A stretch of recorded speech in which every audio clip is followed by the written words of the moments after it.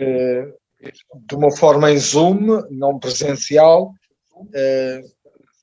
seguindo o ritmo do ano passado, que fizemos a hipótese de estar em companhia das famílias, ou seja, esta proximidade, estando distantes, mas através dos meios das redes podermos estar em sintonia.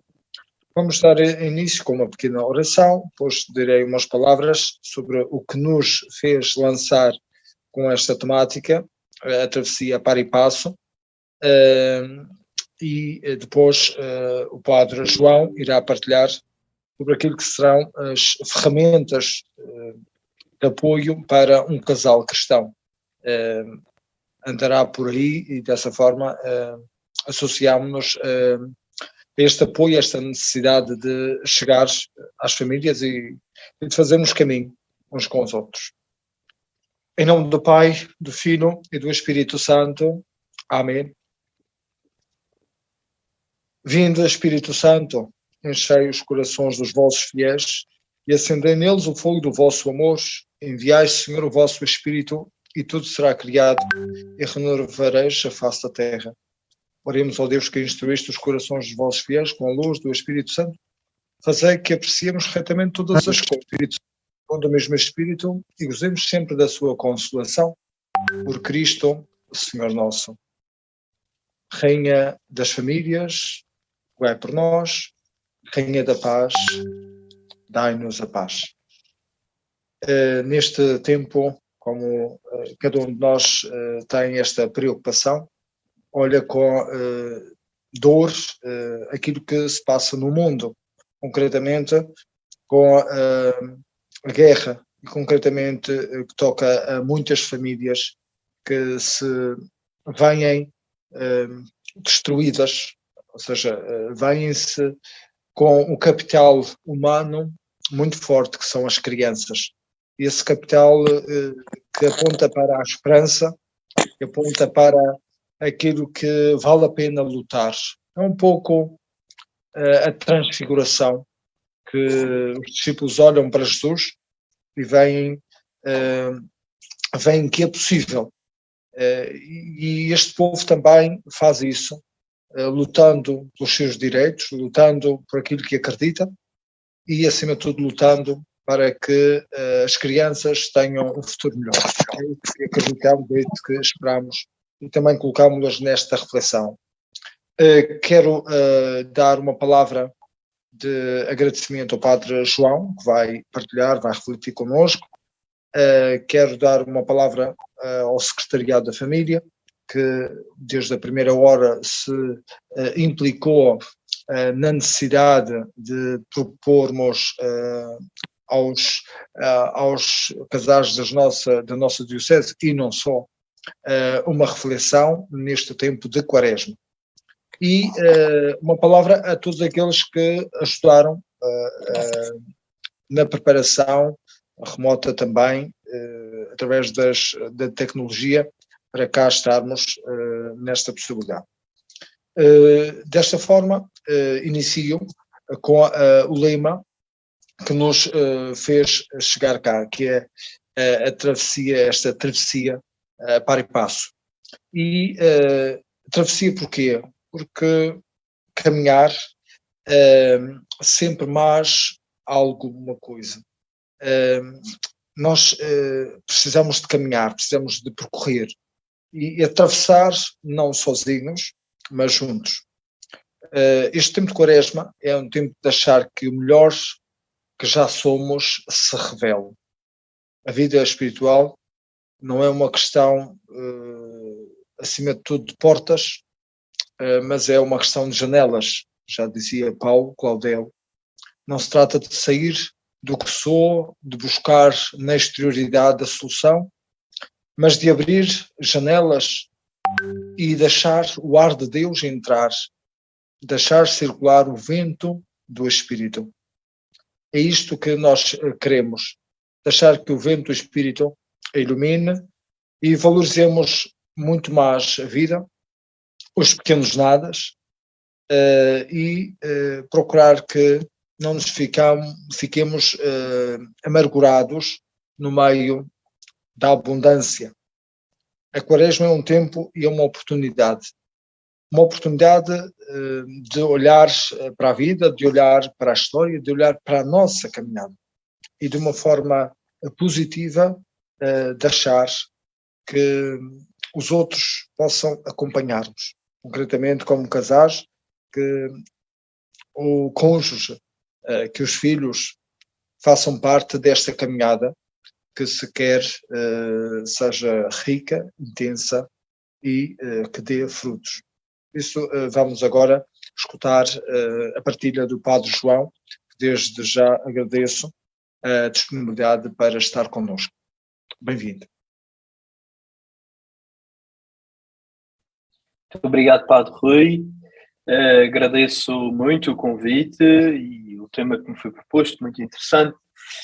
Começo por dar boa noite a todos e a todas, aqueles que nos acompanham. Dizer que eu venho aqui propor e partilhar algumas coisas, alguns pensamentos meus sobre a vida, que provavelmente podem cruzar a vossa vida enquanto homens e mulheres, individuais ou formando um casal. E digo isto porquê? Porque parte da minha reflexão, ou grande parte da minha reflexão, será uma proposta individual. Porque, em primeiro lugar, faço aqui uma declaração de interesses. Eu não sou especialista em coisa alguma, muito menos em falar a um casal do que a vida em casal. Portanto, não posso falar dessa experiência. Posso falar da família na medida em que eu próprio sou família. Sou filho, sou irmão, sou sobrinho, sou primo. E falarei da família a partir dessa minha perspectiva, dessa minha experiência e o que é que essa experiência tem para dar e para dizer aos outros. Mas falava que grande parte da minha exposição será de um caminho individual, porque, claro está, antes de um casal, antes de haver a vida a dois, há a vida a um. E obviamente que a vida a um tem implicações muito próprias, muito suas. E essa conversão pessoal de cada um, obviamente depois terá implicações do que é a vida do casal. E isso é um exercício que é a segunda parte desta conferência, é um exercício que vocês farão com vocês mesmos, e depois com a outra pessoa do casal. Portanto, não serei eu a dizer, claramente, poderei dar algumas pistas de coisas que me parecem importantes, mas não quero de maneira alguma ser dogmático nas coisas que apresento e obviamente, depois farei a minha apresentação, que está prevista para cerca de 20 minutos, meia hora, e depois deixarei aberta a possibilidade, conforme também a equipa do secretariado possibilitar, a perguntas, a dúvidas, a interpelações que tenham surgido de alguma coisa que porventura eu venha aqui partilhar convosco. Quando me falaram de falar de ferramentas, propriamente dito, ferramentas que nos ajudem a viver a Quaresma, ferramentas que nos possibilitem passos concretos de transformação, mudança. Eu lembrei-me que seria importante voltar à linguagem, ou às linguagens do amor. E obviamente que Linguagens do Amor é o título que eu dou à minha conferência, não é um título original, veremos no fim que há também uma obra, um livro sobre isso, escrito exatamente para casais, mas parece-me importante voltarmos a falar de que o amor se comunica, o amor comunica-se. E no fundo, se quiserem resumir aquilo que eu tenho aqui para vos dizer, é isto. O amor comunica-se. E comunica-se de formas bastante concretas, de maneiras concisas e precisas, na vida pessoal, ou seja, na vida de cada um, e consequentemente na vida de casal, numa vida de comunidade, numa vida de sociedade. Há uma linguagem do amor. E a linguagem do amor que eu venho aqui propor é uma linguagem do amor cristão. Portanto, de outra maneira não faria sentido. E daquilo que me parecem ser traços fundamentais dessa linguagem do amor. A primeira pergunta que eu vos deixo para um tempo de quaresma e para uma quaresma que se situa no ano 2022, no século XXI, nós queremos ser ou nós somos. Esta pergunta aparece um bocadinho à maneira de exame de consciência, de fazer uma retrospectiva do que somos e do que temos. Nós somos consumidores ou discípulos? Eu acho que isto é uma pergunta fundamental, uma pergunta que para mim é muito importante. Porventura nós já somos cristãos, católicos, nós já temos uma prática, nós já estamos inseridos numa comunidade, estamos inseridos em movimentos.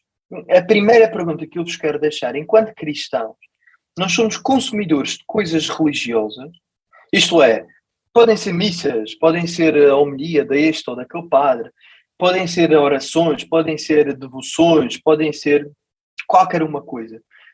Reparem, eu não estou a dizer que essas coisas são más. Não, são coisas boas e importantes, algumas delas. Mas o que eu estou aqui a dizer aqui a perguntar é com que espírito nós abraçamos a vida e a vida cristã também? Com que espírito? Um espírito de quem vai consumir alguma coisa ou, pelo contrário, um caminho, nós vivemos um caminho, queremos construir um caminho de quem pensa de quem pensa as coisas, de quem vai ao fundo, de quem aprofunda, de quem quer ser, sobretudo, discípulo. Não esqueçamos que esta palavra discípulo é aquilo que aprende. Portanto, se quiserem, somos consumidores ou aprendizes. Aprendizes de quem? Claramente, de Jesus de Nazaré. O caminho é este. A proposta fundamental da quaresma é esta. Nós somos discípulos de Jesus de Nazaré. Nós consumimos aquilo que ele nos deixou, ou aquilo que outros fizeram dele, ou queremos ser discípulos desta mensagem profundamente nova, profundamente inovadora, profundamente transformadora. E na medida em que a mensagem evangélica é transformadora, ela também é uma mensagem de conversão. Porque não esquecemos isto. Com o lastro da história, com o peso da linguagem, rapidamente nós catalogamos a palavra conversão como num rol de palavras, entre aspas, beatas, e deixamos aí com esse caráter, com esse pó religioso. Tiremos essa palavra outra vez para a rua, para as nossas vidas, e encaremos-la como ela é de facto, que é mudança, transformação. E se repararem, há uma característica do aprendiz, uma característica do aluno, que é exatamente essa, a mudança. A mudança. Eu penso de uma determinada maneira, mas quando o meu professor, o meu mestre me ensina algo, passo a pensar de outra. E é um ponto que eu quero explorar um bocadinho mais à frente e que me parece muito relevante, sobretudo no tempo da quaresma. Outro ponto que eu quero aqui salientar, e vem no segmento do primeiro, é esta segunda interpelação para uma quaresma cristã, que é de influencers a influenciados. Nós vivemos hoje no mundo das redes, quer dizer, é normal, todos hoje, não é só os jovens, e é uma coisa que eu me vou apercebendo cada vez mais, os jovens têm a fama, mas não são os jovens que tiram proveito desta coisa de se expor nas redes. Todos nós que achamos que temos alguma coisa para dizer ao mundo, e com certeza que teremos. Todos nós achamos que temos alguma coisa a mostrar ao mundo e queremos ser muito influencers, porque, de facto, ser influencer dá-nos algum estatuto, dá-nos algum poder. Olha, aquela pessoa sabe alguma coisa, aquela pessoa sabe muito. Lá está, e para sermos aprendizes tem de haver aquela coragem, aquela coragem evangélica, se quiserem, de nós nos sabermos aprendizes. E obviamente que o aprendiz é aquele que quer sair e que sai do papel de influencer para o papel de influenciado. Deixar-se influenciar. E esta é outra pergunta que eu queria deixar. De que maneira a mensagem de Jesus, de que maneira o Evangelho ainda continua a influenciar a minha vida? Provavelmente eu já tive contacto com o Evangelho há muito tempo. Eu já tive contacto com o Evangelho quando criança. Aquilo para mim já é um hábito, já é um costume. Eu já sei o que é que Jesus vai dizer a seguir. Eu já sei que ele sai dali e vai para ali. E por causa da familiaridade e da proximidade com o Evangelho, nós muitas vezes perdemos esta capacidade de sermos influenciados. Nós muitas vezes pomos uma barreira, criamos essa barreira da familiaridade e já não nos surpreendemos, já não nos maravilhamos com a mensagem de Jesus. E era isto que eu queria chamar a atenção também. Que esta quaresma seja um tempo de reconexão. De influencers influenciados significa uma reconexão, que é uma palavra bastante usada hoje no contexto dos mídia, das redes sociais, da tecnologia. Eu achei interessante, porque reconectar-se é redescobrir uma conexão, redescobrir uma ligação, redescobrir alguma coisa que nos mantém unidos àquela realidade. E obviamente a realidade que eu quero aqui chamar para a nossa união pessoal é o Evangelho, claro. É o Evangelho de Jesus Cristo. Que não há outro e do meu ponto de vista é a mensagem de facto que transforma a vida. Nós vamos ver vários grandes homens e mulheres do cristianismo, eles tomaram a Sagrada Escritura como o livro da sua vida. E isso para mim é uma coisa que me interpela. Homens e mulheres que ao longo dos seus anos, das suas décadas de vida, o Evangelho nunca deixou de ser o ponto, nunca deixou de ser aquele momento de maravilhamento, deixem passar assim, de encantamento, de surpresa, de que por mais que o leiamos, por mais que saibamos qual é o próximo passo, há sempre uma coisa nova a redescobrir. Então, esta quaresma pode ser vivida como todas as outras até agora, ou então podemos tentar fazer o esforço de que ela seja alguma coisa, que ela traga alguma coisa de novo à nossa conversão pessoal, ao nosso entendimento do que é ser cristão. E claro, e depois com tudo o que isso traz, com todas as consequências que isso traz, que é como é que eu posso ser cristão no meu trabalho, seja ele qual for, como é que eu posso ser cristão e redescobrir a maravilha e o encantamento do Evangelho na minha família, como pai, como mãe, como filho, como neto, como avô, se já houver por aí alguém que o seja. Como é que eu posso redescobrir, a partir daquelas palavras que são sempre as mesmas, mas que têm uma força nova, como é que eu posso redescobrir isso? E claro, eu aqui não trago nada de novo. Nós ouvimos falar, e de facto é verdade, que a quaresma é o tempo de entrada no deserto. Nós usamos muito, a Igreja usou muito esta passagem, esta imagem do deserto. Não só porque o próprio Senhor esteve num deserto físico, e isso é um facto, nós não podemos fugir daí, mas também porque o deserto tem uma linguagem, tem uma força bastante persuasiva, porque o deserto é o lugar onde nós temos que deixar para trás o que não é essencial para nós conseguirmos sobreviver. O deserto, quem vai para o deserto atulhado com coisas, com bagagem, com demasiada bagagem, vai morrer. Das duas uma, ou deixa a bagagem para trás ou vai morrer, porque é o calor, são os quilómetros de areia, a dificuldade de andar na areia, é a falta de água, e se nós vamos, tudo isso, o caminho por si já é difícil, se nós ainda vamos mais carregados com coisas, acabamos por morrer. Então, no deserto sobrevive-se despejando-nos. No deserto só sobrevive quem é capaz de se despejar, de se despojar, de estar de mãos vazias. E esta frase que aparece agora aí na imagem, que diz que o que embeleza o deserto é que oculta algures um poço, é do Príncipezinho, do Antoine de Saint-Exupéry. Essa frase é uma tirada genial. É uma tirada genial, porque de facto nós pensamos no deserto sempre como um lugar doloroso, mas a beleza do deserto não é ele ser um lugar doloroso, é porque algures naquela secura, naquele calor, vai ter um poço. E eu acho que o deserto quaresmal deste ponto de vista que eu falo e que apresento, o poço do deserto, o poço de água do deserto da quaresma de alguém, é essa pessoa perceber-se que é capaz de ser uma coisa diferente. E que, sendo uma coisa diferente, é capaz de ser uma coisa diferente para melhor. Para melhor. Porque nós também somos capazes de ser coisas diferentes para pior. E podiam perguntar, mas pá, João, e qual é o segredo para ser melhor? Não sei. Não sei. Sinceramente. Quer dizer, o caminho para esse poço do deserto, os caminhos para esse poço que está escondido algures no deserto, serão tantos quantas as pessoas que nos estiverem a ouvir. Serão tantos quantas pessoas existirem no mundo.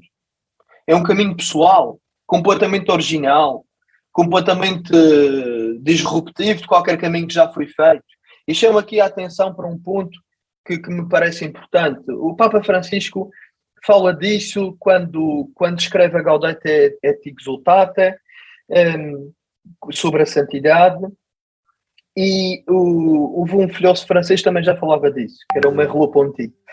E o que é que o Papa Francisco diz num argumento brilhante? Que ele diz, nós seremos santos, mas um santo totalmente novo. Nós não seremos santos imitando São Francisco de Assis, não seremos santos imitando São Francisco de Sales, não seremos santos imitando a Madre Teresa, ipsis verbis e ipsis facti, com todas as palavras, com todos os factos. Não. Nós seremos um santo completamente novo para a Igreja. Porque o caminho de santidade, isto é, o caminho para Deus, é um caminho totalmente novo para cada pessoa. Porque se nós dizemos que eu sou único, então o meu caminho também é único. E eu ficava aqui o argumento do Merleau-Ponty, porque ele dizia assim, eu quando me apresentar diante de Deus, eu não vou ser julgado por não ter sido um Francisco de Assis. Eu vou ser julgado por não ter sido um Merleau-Ponty. E isto é verdade para cada um de nós. Eu não vou ser julgado por não ter sido uma Madre Teresa de Calcutá, eu vou ser julgado por não ter sido João.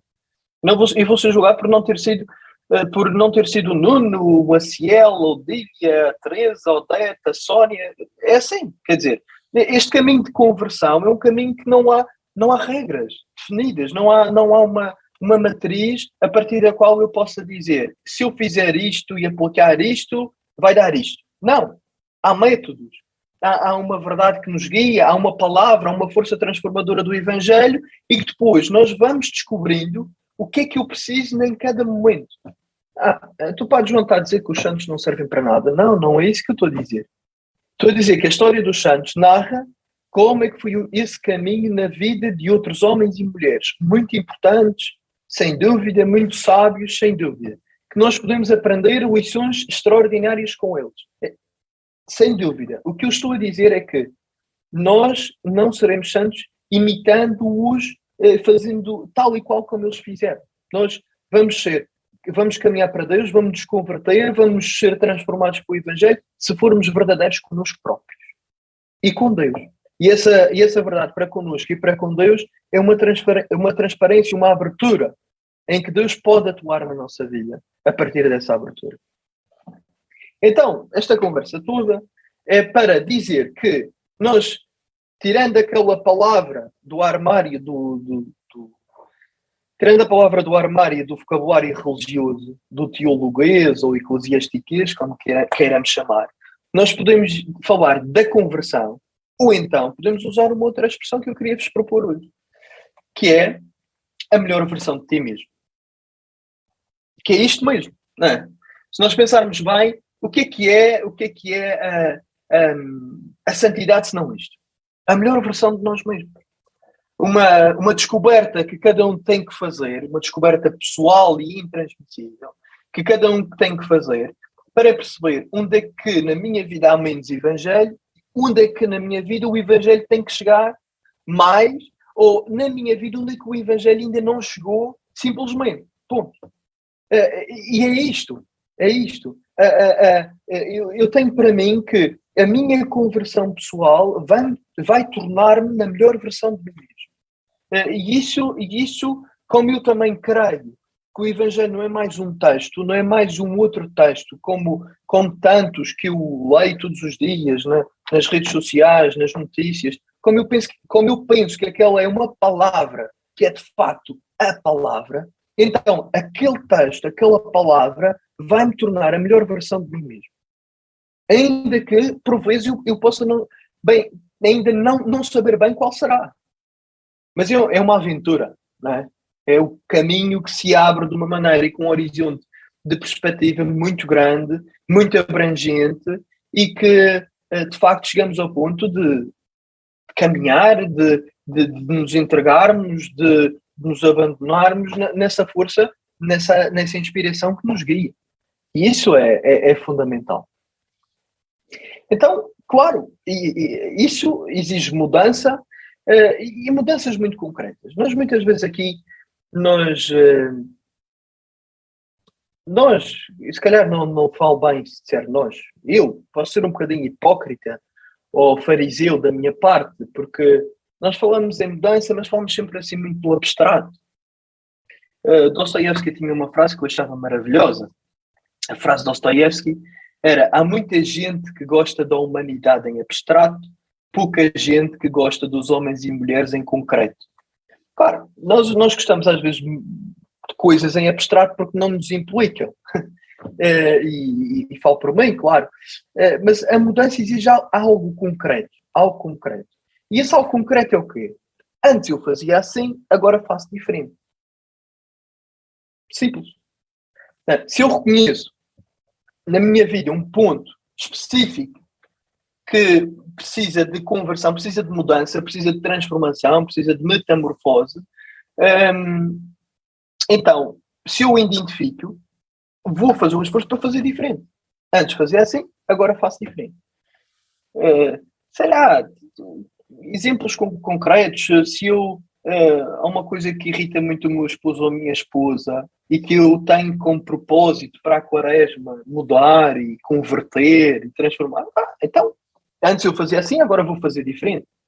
Se o Papa Francisco nos chama, desde a Laudato Si, a uma conversão ecológica, também. Se eu antes não fazia a reciclagem, agora vou fazer a reciclagem. E obviamente que a conversão ecológica que é para o Papa é muito mais do que a reciclagem. Atenção, eu não quero reduzir aqui a encíclica do Papa a separação de papel e lixo, mas na forma como nós tratamos aqueles com quem trabalhamos, na forma como nós tratamos, porventura, aqueles que são nossos subordinados no trabalho. Isso faz parte da conversão. Isso faz parte. É uma nova forma, uma nova linguagem, uma nova maneira de ser. E nós podemos perguntar com isto tudo, mas há uma maneira certa, um modo certo de agir? Eu creio que sim, não é? Eu creio que sim. Ainda que haja muitos cinzentos, sobretudo numa ética contemporânea, há muitos cinzentos, há coisas que não são respostas de sim e não, preto ou branco. Há grandes linhas mestras que nos guiam. E eu queria repropor umas 10 linhas mestras que guiaram a humanidade até hoje e que eu hoje ainda acho que elas continuam a fazer todo o sentido. Então, eu falo aqui dessas 10 linhas mestras como a arte da humanização. A arte de nos tornarmos humanos, mais humanos. Porque nós muitas vezes pensamos, um santo é alguém que já não toca com os pés na terra. Não. Uma das primeiras evidências de um santo é que um santo é profundamente humano. Uma humanidade total, integrada. Um coração cheio do que é ser homem ou mulher. E obviamente que isso é feito também pela ação de Deus na vida desses homens e dessas mulheres. Mas aqui eu chamo que esse modo certo de agir, essa lista com 10 tópicos, vocês já estão a adivinhar qual é, eu chamo a arte da humanização. Ou os mandamentos. E eu acho que nós devíamos também de olhar para os mandamentos não para... Não quero ofender ninguém, nem se alguém olha para assim os mandamentos, não o critique, mas os mandamentos como uma coisinha muito pequenina, muito para vermos que eu sou mais isto, eu sou mais aquilo é mais isto, mais aquilo. Não. Os mandamentos são 10 grandes vias de liberdade e de libertação. Acho eu, no profundo sentido do que é ser livre e do que é vivermos numa sociedade que, porventura, pode já não ter Deus como no centro, mas que os mandamentos fazem todo o sentido. Porque há aqui um ponto que eu acho que nós temos que mudar, há um clique que nós temos que fazer na concepção do que são os 10 mandamentos. Nós muitas vezes podemos pensar, ou correr o risco de pensar, que os mandamentos são bons porque Deus nos deu. E eu não acho assim, eu não penso assim. Eu acho que Deus deu-nos os mandamentos porque eles são bons em si. E não são bons porque é proposto por Deus cristão. Porque se estes 10 mandamentos fossem propostos por Buda, eu acharia que eles têm todo o sentido e têm toda a pertinência. Portanto, Deus deu-nos os mandamentos porque eles são bons e não ao contrário. E como é que nós conseguimos perceber isto? Olha, eu quero fazer um desafio para ver as notícias e quando aparecer mais notícias, para vocês identificarem qual foi o mandamento que foi violado. Não sei se já pegaram nos mandamentos e se já os usaram assim. Mas eu acho que este é um bom sinal para perceber a validade que os mandamentos ainda têm para o viver cristão. Façam esse exercício e pegar os mandamentos e ter a lista dos 10 mandamentos à frente da televisão e nós vamos perceber que sempre que há uma má notícia, um deles foi violado. Pelo menos tenho feito essa experiência. E para mostrar, obviamente, que quem demonstra alguma coisa tem o ónus da prova, eu escolhi aqui três pontos que me parecem que nós todos vamos concordar. Reparem, guerra na Ucrânia ao minuto, pelo menos 10 mortos em ataque a Sumi. Rússia passa a ser o país mais sancionado do mundo. Mortos, guerra na Ucrânia. O 5º mandamento, não matarás.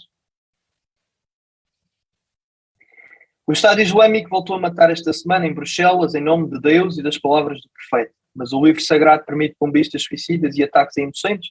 Esta notícia de 24 de março de 2016. Segundo mandamento, não invocar o nome de Deus em vão.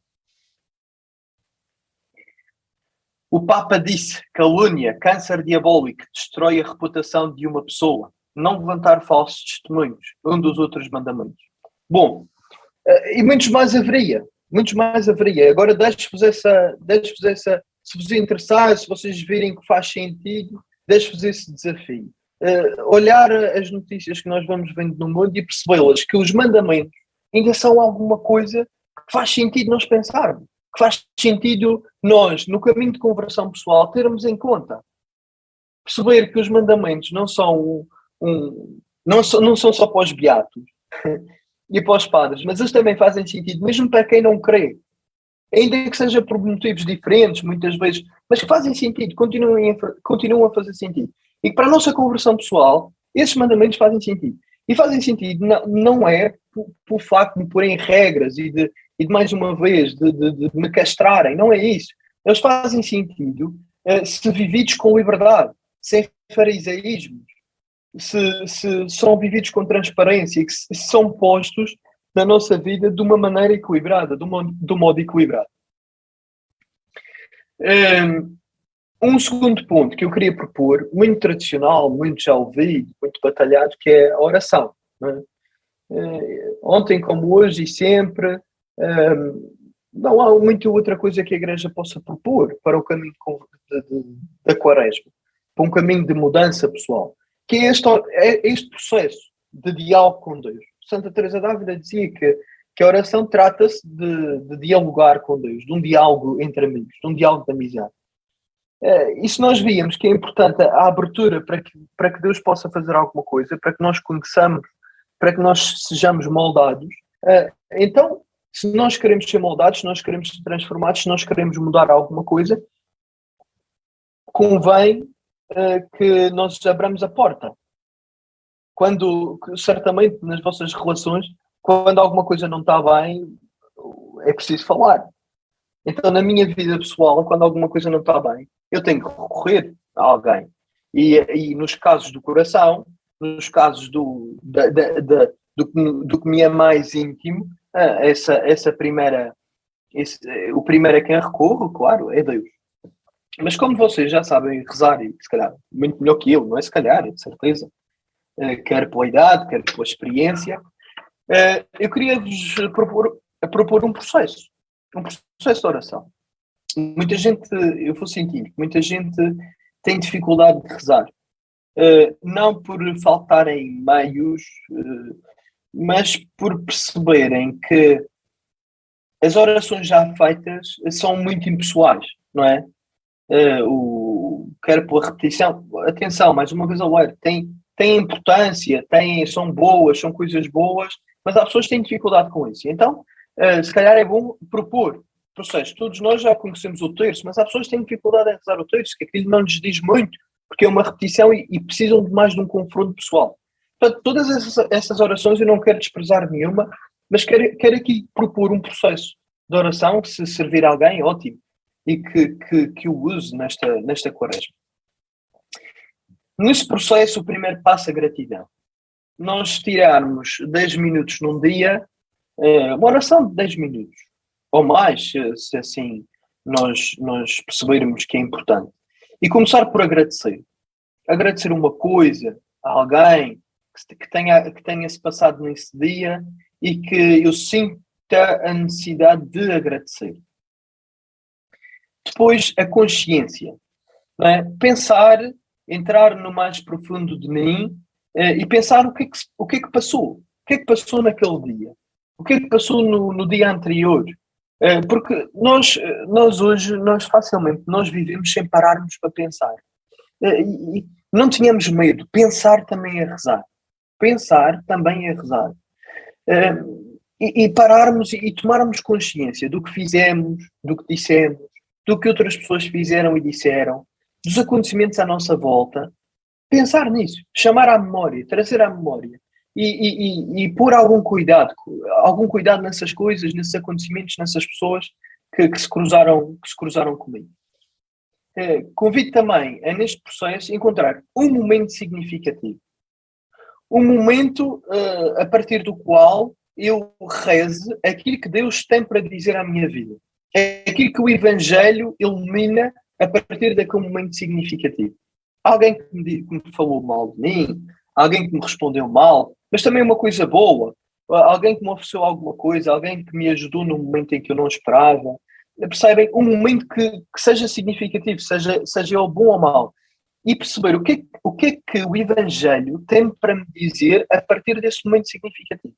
Como é que eu posso iluminar a minha vida à luz daquele momento que me aconteceu naquele dia ou naqueles dias. Depois, pedir a paz. Pedir a paz. Nós hoje vivemos num mundo de muitas ansiedades, muitos nervos, vivi tudo muito à flor da pele. E nós rapidamente disparamos, rapidamente outros disparam contra nós. Pedir a paz do coração. Pedir o serenar, a serenidade possível para um dado momento, mas pedir essa paz. Não só para mim, mas também para os outros. A liberdade. Não termos medo de confrontarmos Deus com as situações difíceis. Não termos medo de confrontar Deus com coisas com as quais nós não percebemos. Nós muitas vezes pomos uma máscara entre nós e Deus, como se Deus não nos conhecesse. Como se Deus não soubesse que aquela coisa revolta-me, que aquela coisa traz-me dúvidas, que aquele pensamento não me aquieta. Rezar com liberdade. E perceber onde é que eu ainda não sou livre. Na relação com Deus, mas também na relação com outras pessoas.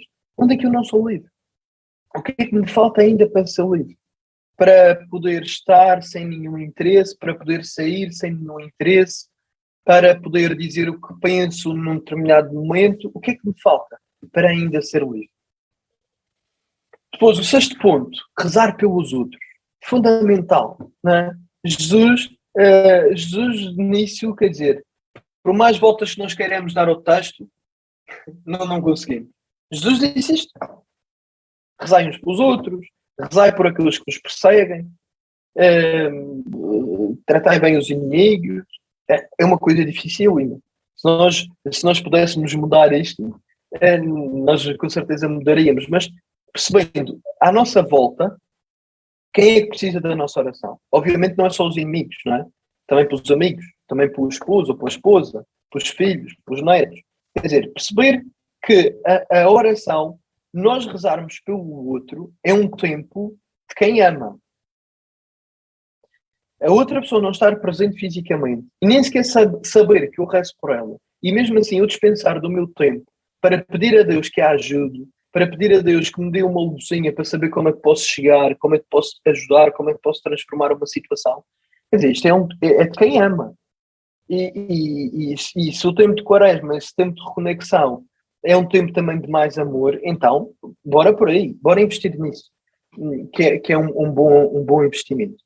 E depois, no sétimo ponto, rezar um Pai Nosso. Perceber bem, mas rezar o Pai Nosso bem. Perceber o que é que Jesus está ali a pedir. Porque, de facto,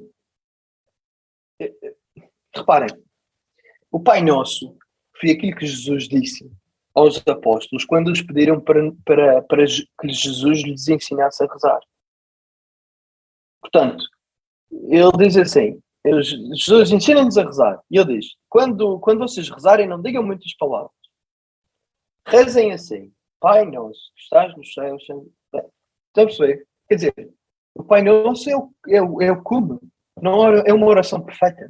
É uma oração perfeita, porque Jesus diz especificamente, evidentemente, olha, quando for para rezar, diz isto. Quando for para rezar, reza assim.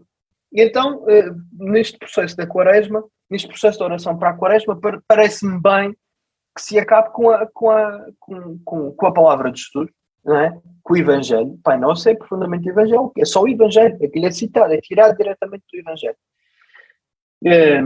E eu acho que isso é fundamental. Bom, e se nós falamos de mudança e também no processo de oração,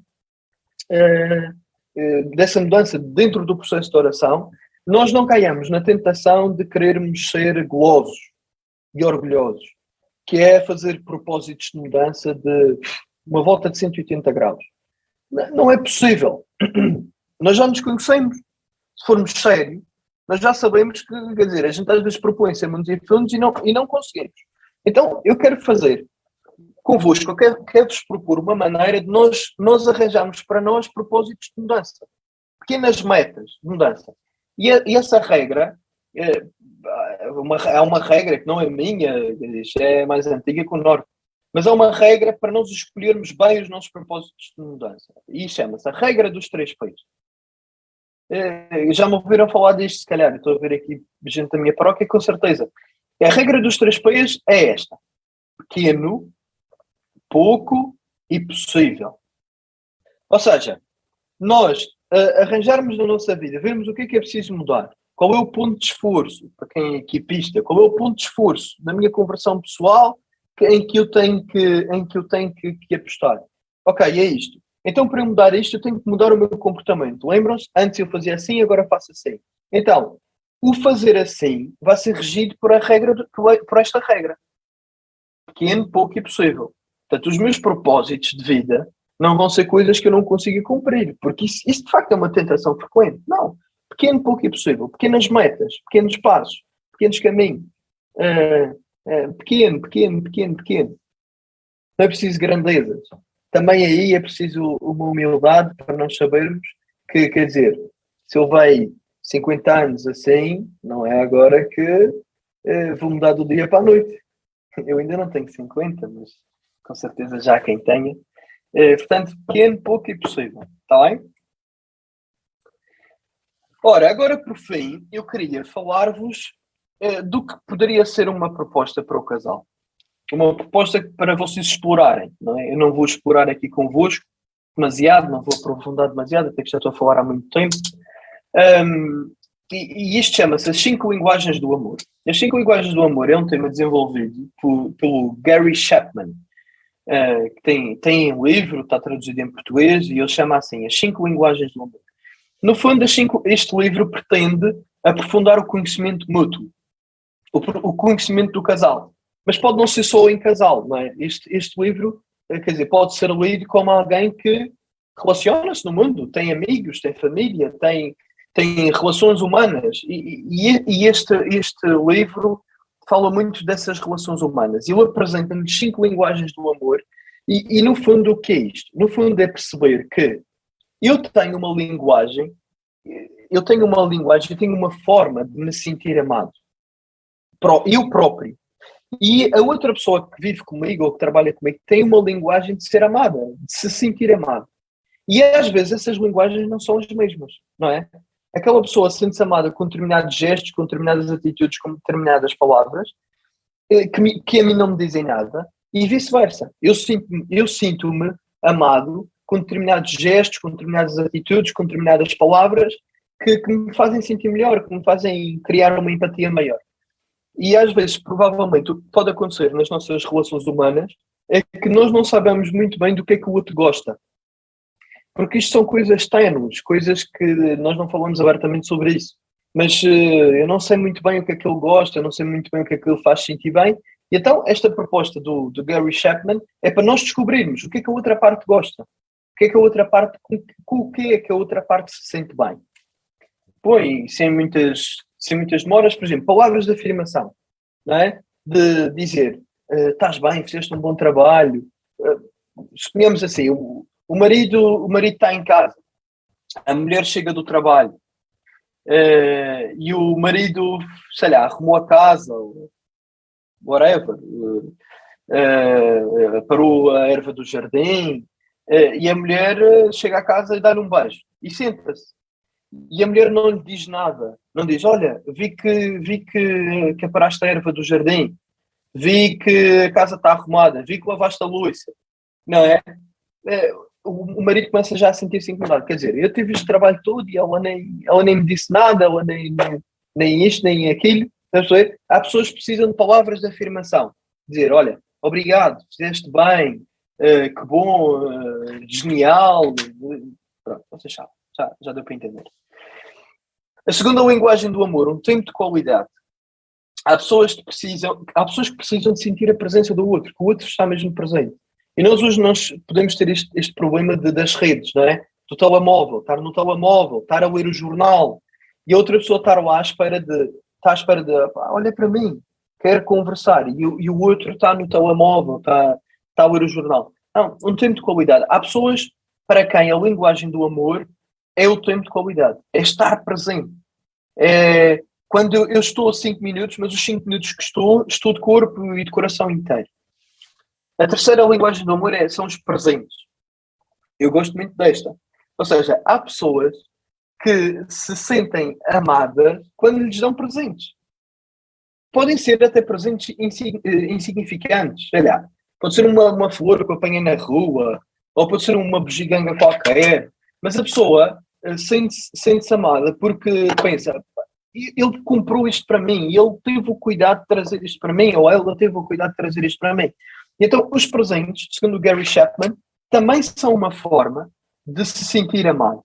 E precisamos de conhecer, não é? Se calhar precisamos de perceber que há pessoas que isto não é ser consumista, mas que é assim, que o presente traduz um gesto de amor e um gesto de cuidado.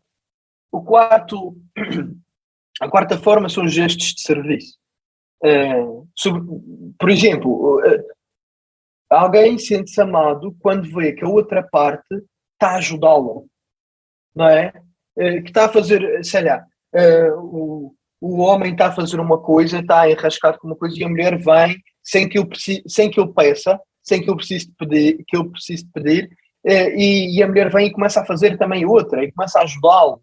Ou ao contrário, não é? A mulher está atarefada com alguma coisa e o marido chega e rapidamente põe-se ao serviço, rapidamente toma iniciativa. Essa é também uma linguagem, que são os gestos de serviço, uma linguagem do amor.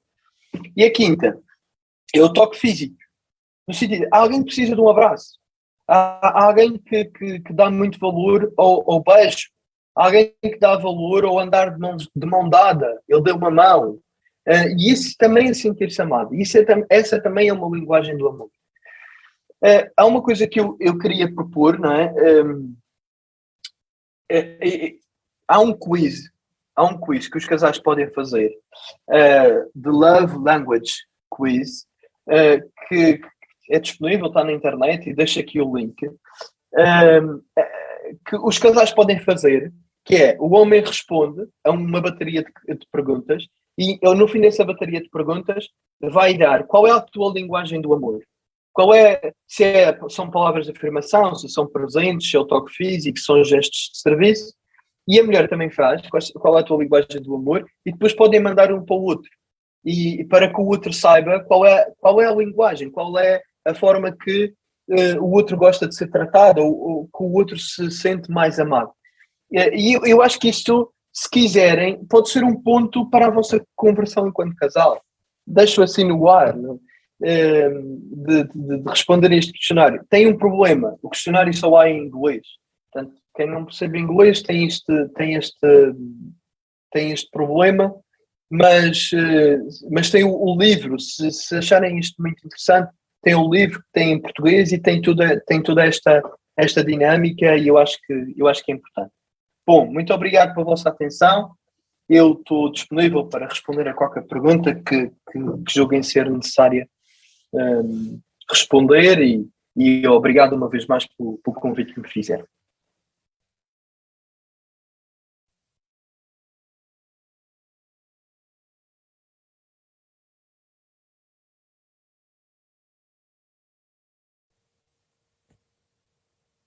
Nós aqui damos um agradecimento ao Padre João pela partilha e eu estou de telemóvel, por isso não consigo ver os participantes nem ver quem está. Por isso fica agora a possibilidade de quem queira partilhar, pode fazer talvez algum sinal para identificar ao administrador a possibilidade de falar. Está bem?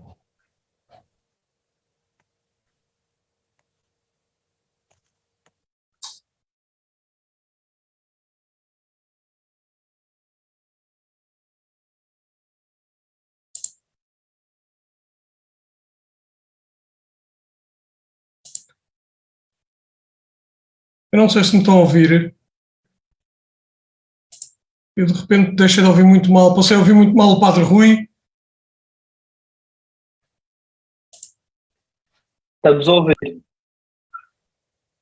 Bom, então só queria, antes de mais, agradecer ao Padre João a sua disponibilidade e a amabilidade que teve em aceitar este desafio, que, cumprindo as suas sugestões, ou dando seguimento às suas sugestões, aqui vai um reforço bem positivo pela sua intervenção. Gostei imenso. Aliás,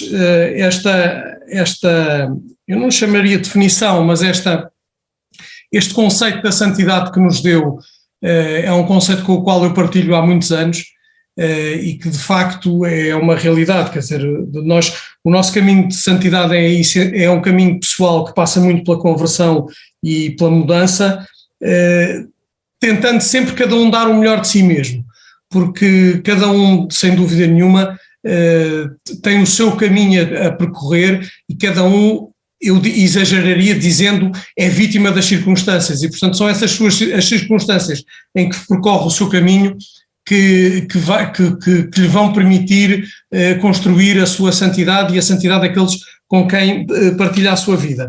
E só uma pequena curiosidade em relação à questão dos mandamentos que o Padre João falou.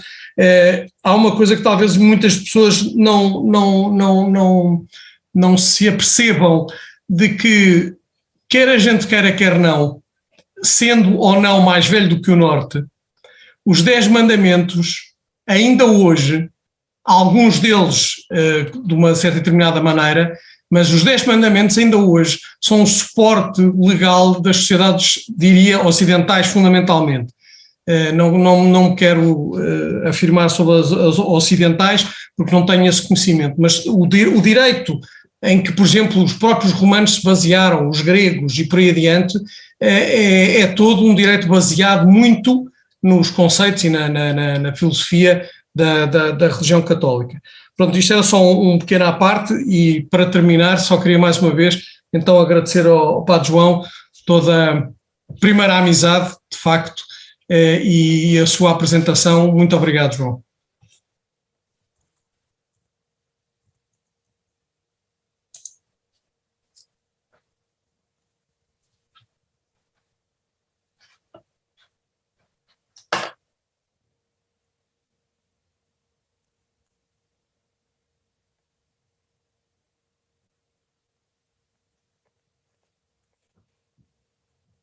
Sim, vejo que não há mais partilha, penso que estão a ouvir. Nós agradecemos, eu agradeço ao João a disponibilidade de estar connosco, de nos ajudar e, acima de tudo, de ajudar os casais para que possam descobrir ou redescobrir ou ter uma outra nova abordagem para encontrar um caminho, o seu caminho, e que não seja um caminho do outro, porque o outro nunca conhece ou não sabe, porventura, que sapatos uso. E às vezes é importante cada um redescobrir, fazer esse percurso sem comparar-se, mas tomando consciência. Isso talvez é a parte mais difícil, que é assumir o seu papel e o seu protagonismo. Nós muitas vezes preferimos que sejam dadas indicações e seguimos-las para ter o ónus de culpar alguém ou de, porventura, dizer, mas é porque alguém me disse, porque alguém fez, porque alguém, e este alguém é sempre uma culpa de solteiro, e precisamos talvez de assumir esse papel. Nesse aspecto, obrigado, que sirva para apoio para as nossas famílias. Relembro que está com o secretariado também um retiro para os casais ou para pares noivos ou para namorados que queiram inscrever-se e que poderão fazê-lo, que será no seminário diocesano no dia 20 e 25, 26 de março, e que estão ainda a decorrer inscrições. Poderão depois fazê-las enviando para o secretariado ou tendo uma oportunidade. Será feito pelo Padre Carlos. É um retiro de dia e também temos uma oportunidade. O segundo encontro deste género de Zoom, atravessar a par e passo, será no dia 2 de abril, já à mesma hora, com o Padre Jorge e um casal que irá partilhar também o seu testemunho de vida e de fé, com certeza já ajudando-nos nesta ótica do qual hoje já recebemos este testemunho e agradecemos porque tem sumo e tem conteúdo. Obrigado. Então, terminamos com uma oração e, acima de tudo, desejando uma noite para todos que seja cheia e plena. Glória ao Pai, ao Filho e ao Espírito Santo. Como era no princípio, agora e sempre. Amém. Boa noite a todos. Boa noite. Boa noite. Obrigado. Obrigado.